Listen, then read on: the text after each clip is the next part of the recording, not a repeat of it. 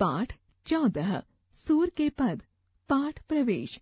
सूरदास ने कृष्ण लीला संबंधी असंख्य पदों की रचना की है। प्रस्तुत पाठ में उनके 3 पदों को लिया गया है। पहले 2 पदों में श्री कृष्ण के बाल रूप और बाल लीला को अति सुंदर ढंग से प्रस्तुत किया गया है। तीसरे पद में कृष्ण के मथुरा जाने पर गोपियों की विरह वेदना को व्यक्त किया गया है।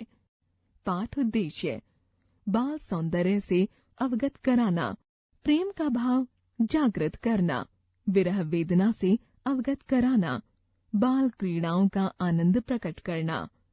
बाल सौंदर्य: शोभित कर नवनीत लिए, गुटरुन चलत रेणु तन मंडित, मुख दधि लेप किए, चारु कपोल लोल लोचन, गोरोचन तिलक दिए, लट लट कनि मनु मत्त मधुपगन, मादक मधु ही पिए, कठुला कंठ वज्र के हरिनख, राजत रुच रहिए, धन्य सूर एकौ पलया सुख, का सतकल्प जिए।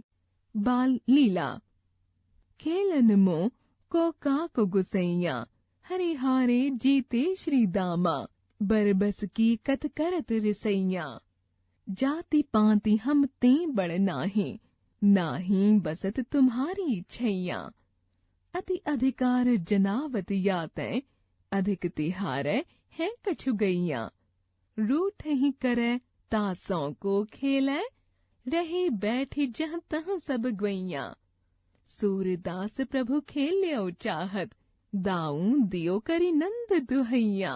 विरह वेदना: निस दिन बरसत नैन हमारे, सदा रहती पावस ऋतु हम पे, जब तय शाम से धारे, दृग अंजन रहत नहीं कब हूँ, कर कपोल भय कारे, कंचुकी पटत सूखत नहीं कब हूँ, उर बिच बहत पनारे, सूरदास प्रभु अम्बु बढ़्यो है, गोकुल लेहु उबारे, कहलों कहों श्याम धन सुंदर, बिकल होत अति भारे।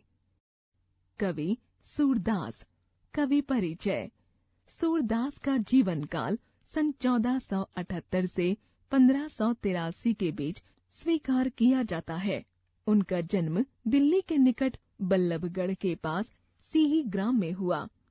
ऐसा कहा जाता है कि सूरदास जन्मांध थे, किंतु सूर के बाल लीला वर्णन, प्रकृति चित्रण एवं रंग विशेषण के वर्णन को पढ़कर विश्वास नहीं हो पाता कि वे जन्म से अंधे थे।